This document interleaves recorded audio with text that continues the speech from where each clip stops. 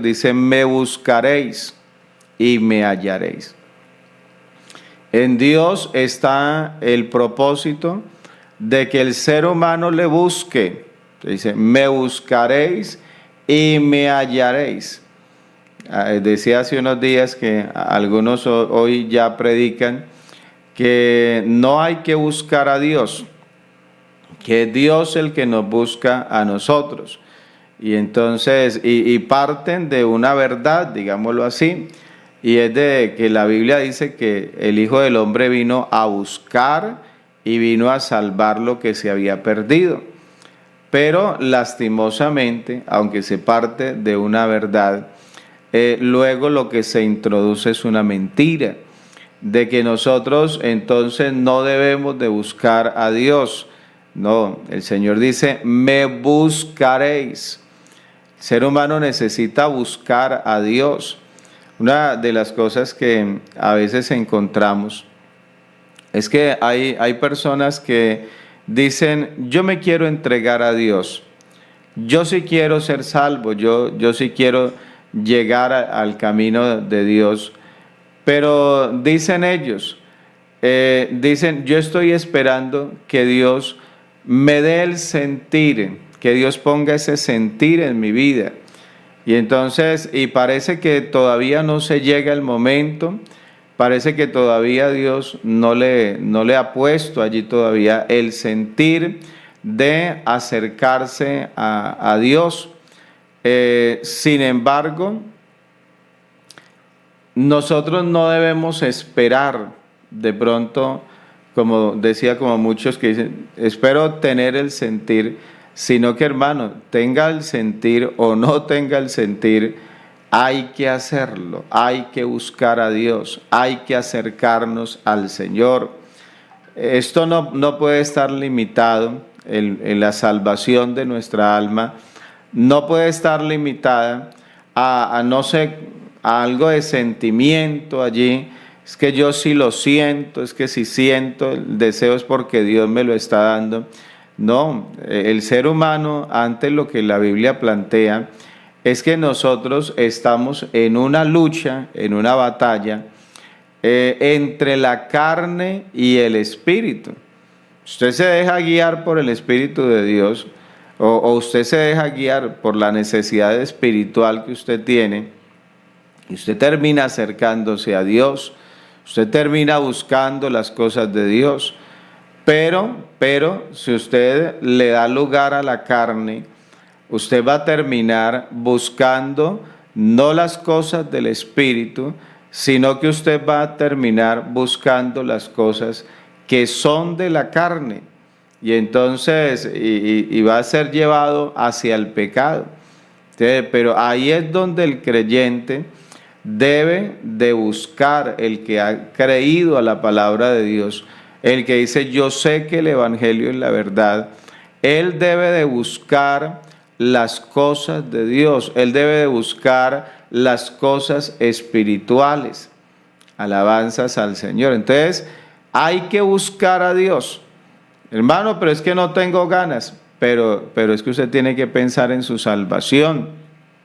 Usted tiene que entender que claro, hay momentos donde no se van a querer hacer las cosas, donde la persona más bien prefiere hacer otras. Entonces, la persona decía, prefiere darle lugar a la carne, porque la carne produce un placer que es temporal, que es momentáneo, y la carne es capaz de sacrificar lo eterno por lo temporal. Y es lo que usted ve en la palabra de Dios. Por eso la Biblia dice, no haya ningún fornicario, dice, o profano como Esaú, dice que por una sola comida vendió su primogenitura. O sea, dice, no haya esa clase de personas entre vosotros, dice, no haya ningún fornicario. Y mire cómo de alguna manera se relaciona la fornicación, precisamente, que es un placer de la carne, y se relaciona en este caso con lo que hizo Esaú, dice, no haya ningún fornicario, y luego dice, ni profano. O sea, el profanar tiene que ver con el no darle el valor a lo espiritual, no respetar las cosas espirituales, no valorar las cosas espirituales y tratarlas de cualquier manera. Entonces, tiene la oportunidad, pero lo trata de cualquier manera. Entonces dice, no haya ningún fornicario o profano como Esaú. Dice que por una sola comida, vendió su primogenitura. Dice, porque ya sabéis que después, deseando heredar la bendición, dice, fue desechado y no hubo lugar para el arrepentimiento. Entonces, ¿había nacido primero? Sí, era el primogénito.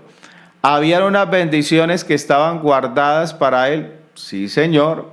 Usted abría el armario y allá en el armario, allí estaba la bendición, allí estaba el traje que se tenía para él. La bendición que Dios le había dado a Abraham, Dios se la tenía reservada y había venido. Y ahora era, digamos, era su turno. Sin embargo, cuando se llegó el momento de demostrar cuánto significaba para él esa primogenitura, la terminó cambiando por un plato de lentejas. Y dice la Biblia que él llegó con mucha hambre. Y su hermano estaba por allí y había preparado una comida. Y entonces él le dijo que le diera de esa comida. Tenía mucha hambre. Pero su hermano, que era una persona más bien astuta, le dijo no, le vendo. Y entonces, oiga, ¿y qué él le pidió a cambio? Entonces, bueno, quiere que se la compre, listo, se la compro.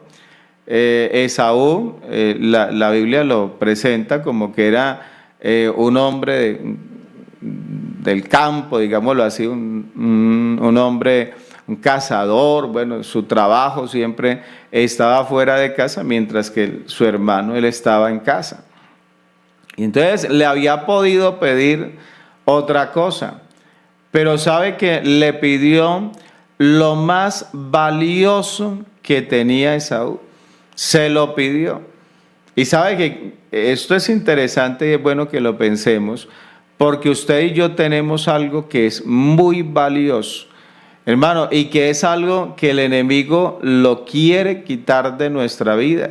Quiere que usted y yo lo perdamos. Entiéndalo, de la misma manera como Esaú, él perdió la bendición, él perdió la primogenitura. El enemigo, él está buscando de nosotros lo más preciado. ¿Y lo más preciado qué es? Lo más preciado no es la casa que usted tiene. Entonces, hermano Jairo, pero mi casa es muy bonita. Pues sí, lo felicito por su casa tan bonita. Pero lo más preciado no es su casa. Lo más preciado no es el carro en el cual usted anda. Ese carro puede ser de esos carros último modelo, de gama alta, lleno de tecnología y todo lo que quiera, pero eso no es lo más preciado que usted tiene. La pregunta es, ¿qué es lo más preciado que nosotros tenemos? Lo más preciado que tenemos es la bendición de Dios, es la gracia de Dios. Entonces, y eso fue lo que Jacob le pidió. Jacob no se fue por menos, Jacob se fue por más. Pero sabe que en ese momento para Esaú eso no era lo importante. Vea qué triste y lamentable ello. Para Esaú, mientras que para Jacob eso era lo más valioso que Esaú tenía, sin embargo para Esaú eso no era lo más valioso. Él en ese momento tenía otros pensamientos, él en ese momento él veía o sentía otras necesidades. ¿Y cuál era la necesidad apremiante que él tenía? La de comer. Tenía hambre, él venía cansado, él había trabajado, estaba fatigado. Incluso, si usted analiza, Esaú había podido decir, es que yo tengo razones y si yo vendí mi primogenitura era porque mire que cuánto me había fatigado, cuán difícil había sido ese día. Y la verdad de pronto él había podido decir, sí, está bien, me equivoqué porque pues no valoré, de pronto por el mismo cansancio, tal vez el sol me había golpeado.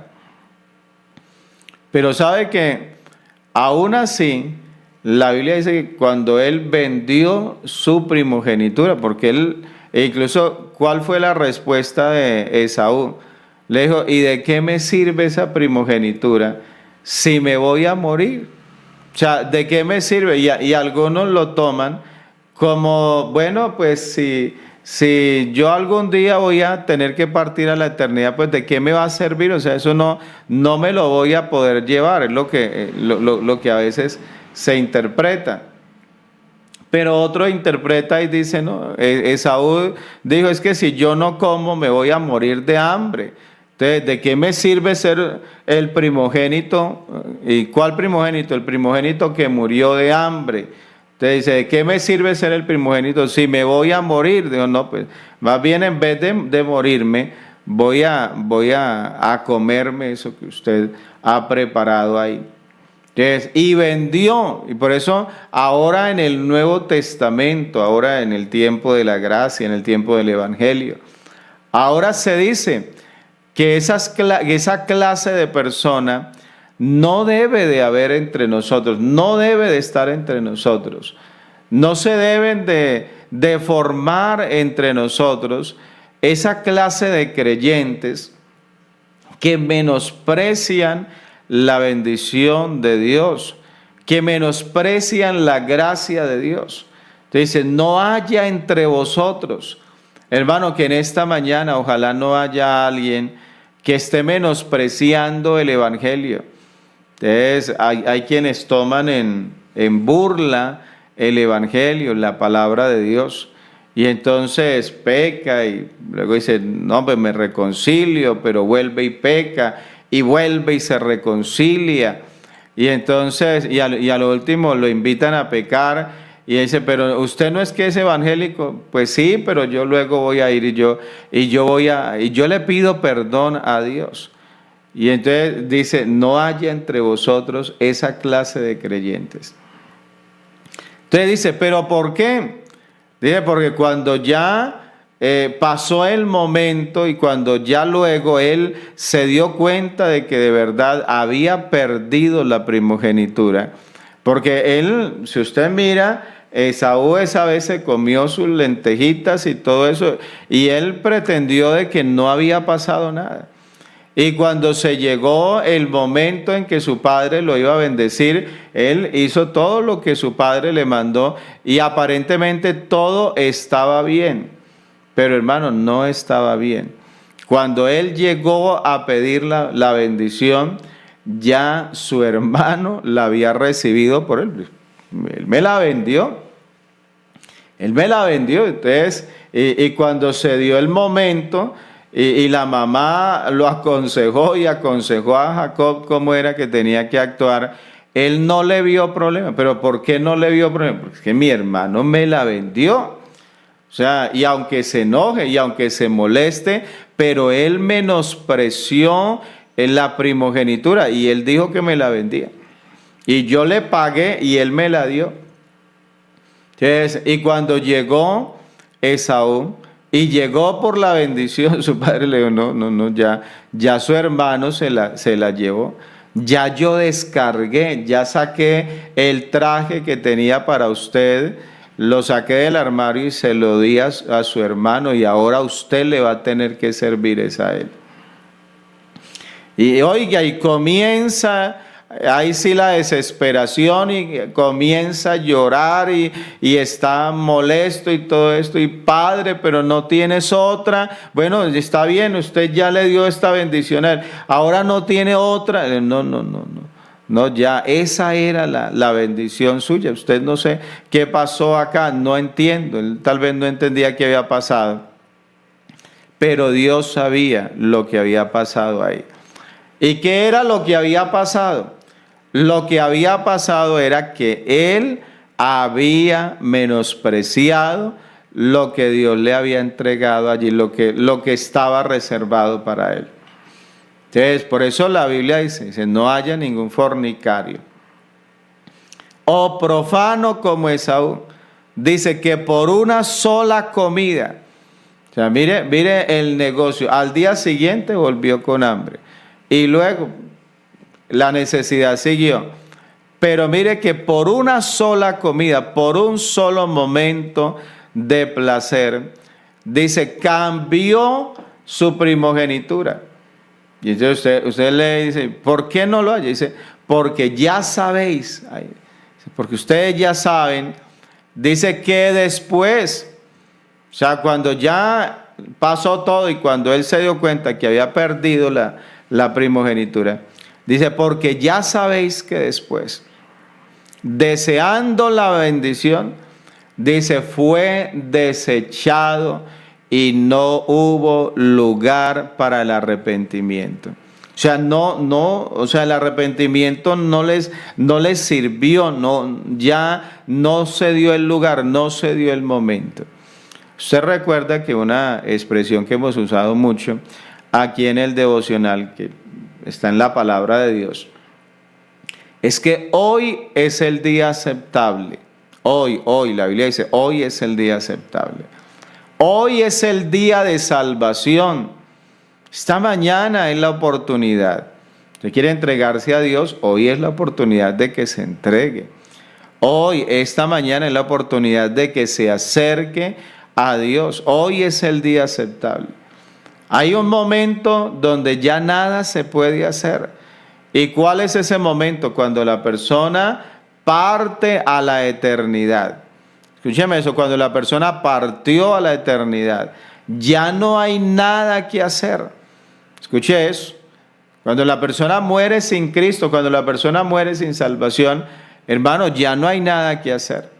Por más de que, decía estos días, por más de que sus familiares se reúnan y hagan misas y hagan oraciones y pidan, no, ya no hay nada que hacer. ¿Sí ve? Entonces, ya no hubo, dice, lugar para el arrepentimiento. Hoy usted se puede arrepentir, pero si usted hoy también llega a partir a la eternidad, aunque allá usted quiera arrepentirse, ya ese arrepentimiento no le va a funcionar. Escúcheme eso, ya ese arrepentimiento no le va a funcionar. Que usted allá ahora sí diga, ahora sí me voy a arrepentir. No, ya no le va a servir que lo haga. Entonces, después, deseando heredar la bendición, ¿qué fue lo que le pasó? Dice que Dios mismo lo desechó. O sea, es Dios el que se llega el momento en que le dice a la persona, le dice, la puerta la voy a cerrar para usted, la puerta ya se le cerró, ya no hay oportunidad para usted. Y Dios lo desechó, hermano, y eso le digo, eso es lamentable, que la persona tenga la oportunidad, que la persona, bueno, pueda acercarse a Dios, Dios tenga tantas cosas para él, pero que juegue con ello, menosprecie, se burle, tenga en poco, y que se llegue el momento en el que Dios diga, pues ya listo, usted no quiso valorar y entonces lo desechó. O sea, ya no hay oportunidad. Entonces, por eso, hermano, por eso es que nosotros, es en vida que tenemos que hacer lo que tenemos que hacer. ¿Sí? Es en vida que lo tenemos que hacer. No crea usted, vuelvo y le digo, como le he dicho estos días, no crea usted de que usted muere sin Cristo y que luego usted va a dejar, usted antes de morirse, usted va y le paga allá a su líder religioso, le dice, aquí le dejo pagar las misas para que después de yo muerto, a ver, pila, a ver, no me va a tumbar, dicen en mi tierra. No me va a tumbar, ve, aquí le dejo paga las misas para que usted me saque de pena y me lleve a descansar. Vea, por más de que usted le pague, la Biblia dice que esto no se compra con dinero. Los que tienen riquezas se jactan de sus riquezas. Dice, ninguno de ellos podrá en manera alguna salvar a su hermano. No lo va a poder redimir. No va a poder pagar a Dios su rescate. Escuche eso lo dice la palabra de Dios. Y usted dice, ¿por qué no lo puede salvar? Dice, porque la salvación de su alma es de gran precio. O sea, la salvación del hombre, el precio de la salvación, hermano, eso no se compra con rezos. Déjeme decirlo, por favor. Es que la salvación no depende de rezos. La salvación no depende de misas. La salvación no depende de que es que usted vaya y pague y ya usted con lo que pagó y el otro dice, no, todavía le hace falta, entonces venga y yo le pago más. No, la salvación de su alma es de gran precio. Dice, y no lo logrará jamás. Hermano, por más de que haya amontonado riqueza, por más de que usted vaya y venda todo lo que tiene, no lo va a poder comprar. Entonces usted dice, hermano Jairo, si la salvación no se puede, si el precio de la salvación es tan alto y el ser humano no lo puede pagar, entonces ¿cómo va a tener la salvación? Hermano, la va a tener por Cristo, porque Cristo nos redimió y la Biblia dice, y no con oro ni con plata. O sea, el precio que él pagó no fue con oro. Había podido conseguirlo, había podido traerlo, había podido crearlo. Sí, señora, había podido llegar allí no digo con maleta llena, digo con camiones llenos de oro, pero no nos compró con oro, con cosas materiales, no nos compró con cosas materiales, sino que dice, con la sangre preciosa de Cristo, el precio de nuestra redención. Por eso el ser humano no lo iba a lograr jamás. ¿Por qué razón? Porque el precio de la salvación es tan alto que el ser humano no tenía cómo pagarlo. Por eso usted no reduzca la salvación de una persona, no la reduzca ni siquiera, déjeme decirlo, ni siquiera al arrepentimiento. Y usted, hermano Jairo, no entiende. ¿A usted acaso no nos ha enseñado que uno se tiene que arrepentir? Sí, claro, lo hemos enseñado. Y se tiene que arrepentir para ser salvo. Esta semana estaba hablando de ello. Pero la salvación ni siquiera, el precio de la salvación ni siquiera es el arrepentimiento. Usted dice, hermano, yo me arrepentí, pues ya, yo creo que ya Dios tiene que perdonarme. No. Es que el precio de la salvación no es el arrepentimiento. Cuando usted conoce a Dios y usted conoce la justicia de Dios, la justicia de Dios demanda que el pecado tiene una paga. Y la Biblia dice, la paga del pecado es la muerte. O sea, la consecuencia del pecado es la muerte. Ante el juicio de Dios, cuando una persona enfrenta el juicio de Dios, ante el juicio de Dios, el precio que se paga no es otro, sino ese. La persona que ha pecado tiene que morir. Eso es lo que dice la palabra de Dios.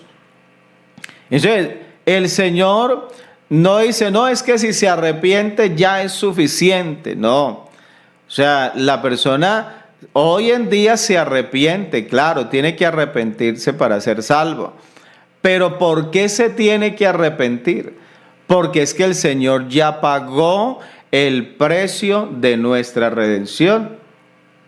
Entienda esto, que si el Señor Jesús no hubiera venido y no hubiera dado su vida por nosotros, hoy en día, aunque usted se arrepintiera, no sería perdonado.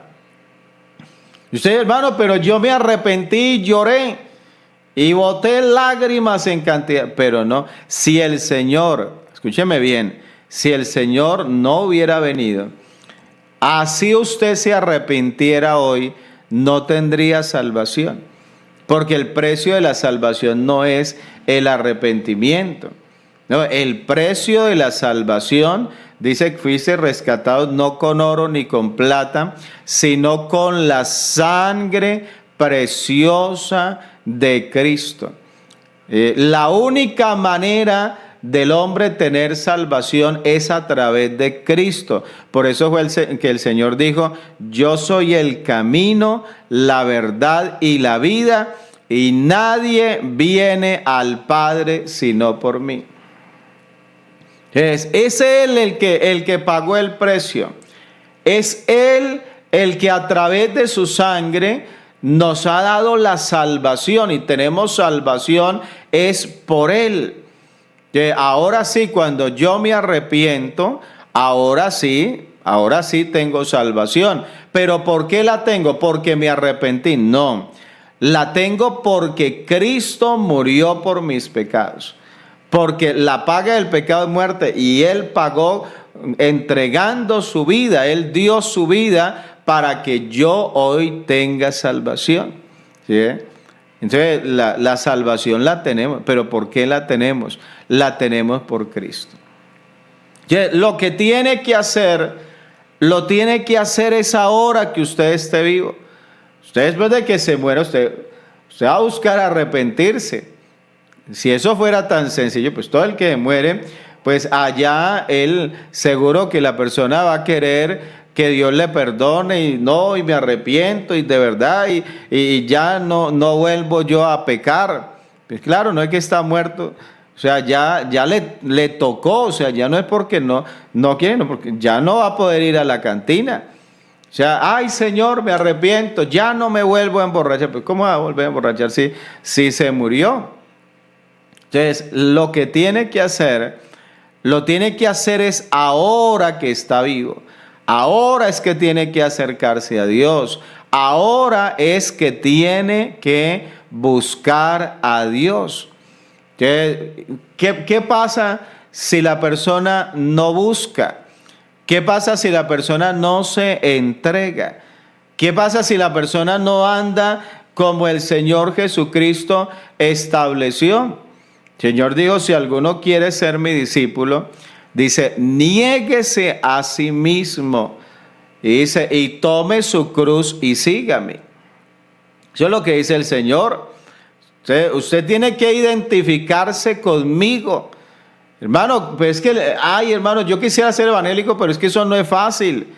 Hermano, yo quisiera ser creyente, pero es que yo veo que ustedes se privan de tantas cosas. Y bueno, sí, y es lo que el Señor dijo. Dijo, si alguno quiere ser mi discípulo, o sea, no lo está obligando. El Señor no está obligando a nadie. El Señor no está diciendo, es que usted tiene que ser. No, usted se quiere perder. El Señor le dice, pues piérdase. Si usted quiere perder, no, ahí está. Vea, le dijo Dios al pueblo de Israel, les dijo, vea, les he colocado dos caminos. Camino de vida y camino de muerte. Usted escoja. Usted quiere tener vida, vea, aquí está el camino, siga el camino de la vida. Usted quiere la muerte, ahí está el camino. O sea, el Señor le presentó a ellos los dos caminos, las dos alternativas. Pero es el hombre el que decide. Entonces el Señor dice, si alguno quiere, usted quiere ser mi discípulo, le dijo, niéguese a sí mismo, tome su cruz. Oiga, cargue su cruz, lleve su cruz y sígame. Pero vuelvo y le digo, hermano, esto es serio. Tome las cosas serio. ¿Por qué razón? Porque algunos han entendido ello como que, bueno, entonces voy a comprarme una cruz. Oiga, y se compran cruces de metal, se las compran allá de oro, una cruz de madera. Algunos la cargan aquí en el pecho, tremenda cruz. Y entonces usted dice, pero ¿será que a eso era que se refería el Señor cuando dijo, si alguno quiere ser mi discípulo, niéguese a sí mismo, tome su cruz? ¿Es a eso? O sea, de verdad, o sea, hablemos abiertamente. De verdad creemos de que cuando el Señor dijo que tomara la cruz y me siguiera, era que fuera y se comprara una cruz de madera o una cruz de cualquier material, así fuera de oro, y se la colgara en el pecho, de pronto por aquí en la mano, o de pronto en el... ¿Será que de eso era que estaba hablando el Señor? ¿Sabe que muchos hoy en día adoran a la cruz? O sea, es la idolatría, aunque dicen no ser idólatras, pero sabe, se llega la llamada Semana Santa y hay un día en la Semana Santa donde la iglesia tradicional adora la cruz. Y usted va a decir, hermano Jairo, eso no es cierto, no, ellos no adoran, o si hay alguien ahí aquí me va a decir, no señor, a nosotros nunca nos han dicho que tenemos que adorar la cruz. Bueno, de pronto usted no lo sabe, pero realmente si usted vaya investigue, vaya, désese una pasadita ya por los libros de su iglesia y va a darse cuenta que sí, anteriormente se hablaba de venerar. Y entonces, no, es que hay que venerarla, hay que mirar la cruz con respeto, porque en la cruz fue que murió el Señor. Hoy en día, escúcheme, hoy en día se habla de adorar la cruz. Y ellos le adoran la cruz. Escúcheme eso, a usted le va a parecer raro eso, que alguien sea capaz de coger un pedazo de madera y lo adore y le dé adoración. Recuerda que les decía que el Señor le dijo al diablo, al Señor tu Dios adorarás y a Él solo servirás. Entonces, ellos se inventaron unos términos, ojalá, me gustaría pronto hasta algún día dar una enseñanza acerca de ello, porque se inventaron algunos términos para decir que se adora, pero que se adora de otra manera. Entonces ellos dicen, no, es que a Dios se le da una adoración directa y a la cruz se le da una adoración indirecta. O sea, donde se adora a Dios, dicen ellos, a través de adorar la cruz. O sea, siempre se adora la cruz, pero el objetivo, dicen ellos, nosotros adoramos la cruz, pero la adoramos con el objetivo de adorar a Dios a través de ella. Lo mismo que como cuando el pueblo de Israel hizo ese becerro de oro y ellos dijeron, este Jehová, este fue el Dios que nos sacó de Egipto. Y dije, nosotros hicimos una imagen, pero esa imagen era para adorar a Jehová. Y era la imagen que representaba, pero estaban adorando un ídolo, pero ellos no querían reconocerlo. Hoy en día, la iglesia tradicional, ellos adoran, escúcheme bien, ellos adoran la cruz.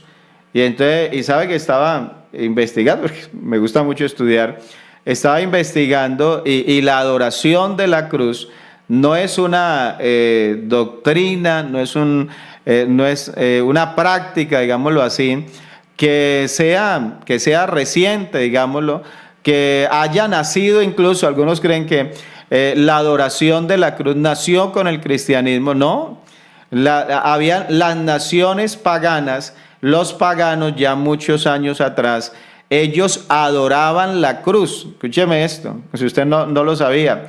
La adoración de la cruz viene de antes de que el Señor Jesús muriera en una cruz. O sea, ya los pueblos paganos adoraban la cruz. Y sabe que incluso, bueno, tengo unos minuticos ahí, me llamó la atención porque estaba escuchando un líder religioso y él decía que el día viernes de la Semana Santa se debe de adorar la cruz, pero decía, usted sabe que a veces tienen la cruz sola y a veces la tienen allí con la imagen supuestamente del Señor Jesús. Pero decían ellos, el día viernes lo que se recomienda, lo que se aconseja es adorar la cruz sola.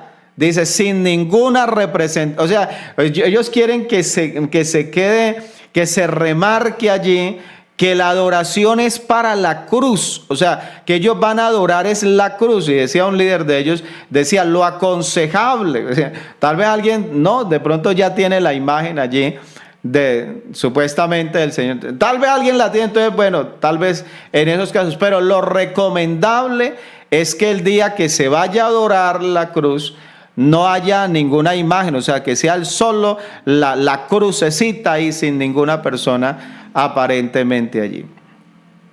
Sí, pero esa práctica, vuelvo a decir, eso son prácticas paganas. Usted se va a estudiar y usted se da cuenta de que habían otras naciones antes de Cristo, escúcheme eso, antes de Cristo, donde ellos adoraban la cruz. ¿Qué es? ¿Usted cree que cuando el Señor Jesús dijo, si alguno quiere ser mi discípulo, niéguese a sí mismo, tómese, usted de verdad cree que el Señor estaba hablando de que comprara una cruz y le diera adoración a esa cruz? Y es más, lo más absurdo, o sea, cuando la cruz, el Señor murió allí, murió para salvarnos y precisamente la cruz fue el medio que se usó para Él morir. Y ahora yo tengo que adorar esa cruz. Eso es absurdo. O sea, eso no tiene sentido. ¿Quién va a adorar el arma con la que mataron a otro? O sea, y de pronto usted dice, es que yo amo tanto a fulano de tal, que esa arma con la que mataron, yo me mandé a hacer una imagen de esa arma y yo la tengo y le doy adoración. O sea, lo más terrible, adora la cruz, adora aquello en lo que al Señor Jesús se le dio muerte. Entonces, creo que en eso la Biblia con razón dice que Dios, habiendo pasado por alto los tiempos de esa ignorancia, eso es ignorancia. Entonces, pero el Señor dice, usted quiere ser mi discípulo, niéguese a sí mismo. O sea, ese es el camino. Niéguese a sí mismo, tome su cruz y sígame. Y entonces, ¿y por qué habla de esto? Bueno, porque nosotros tenemos que confesarle al mundo a través de nuestra vida, a través de esa vida de piedad, de esa vida de obediencia a Dios. Nosotros tenemos que confesarle al mundo que nosotros somos de Cristo. O sea, que no solamente nos bautizamos en su nombre, sino que somos de Él. Y que así como Él entregó su vida, así como Él nos dio un ejemplo, nosotros seguimos su ejemplo. Y por eso el Señor luego dice, pero el que se avergonzare de mí, o sea, déjeme decirlo en los términos de lo que vengo hablando esta mañana, el que me deseche a mí, digo al Señor, yo también lo voy a desechar a él. El que se avergüence de mí, digo al Señor, pues yo también me voy a avergonzar de él. Y por eso el Señor dice, muchos me dirán en aquel día, Señor, Señor, ¿no profetizamos en tu nombre? Señor, Señor, en tu nombre, ¿acaso no hicimos mucho? El Señor les dirá, yo nunca los conocí. Ahí es donde el Señor dice, el que se avergüence de mí, yo me voy a avergonzar de él. ¿Por qué razón? Porque la persona no quiso cargar la cruz, la persona no quiso negarse a sí mismo. Entonces, por eso dice, no haya ningún fornicario profano como Esaú, que por una sola comida vendió su primogenitura, porque ya sabéis que después, deseando heredar la bendición, dice, fue desechado y no hubo lugar para el arrepentimiento.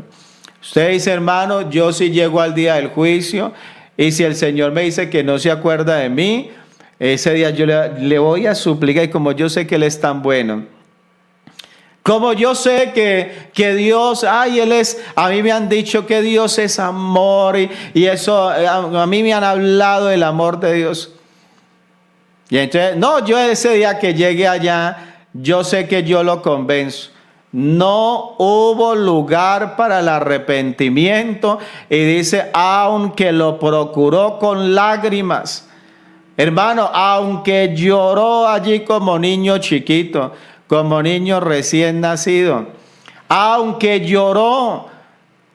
le lloró, pero no hubo lugar para el arrepentimiento.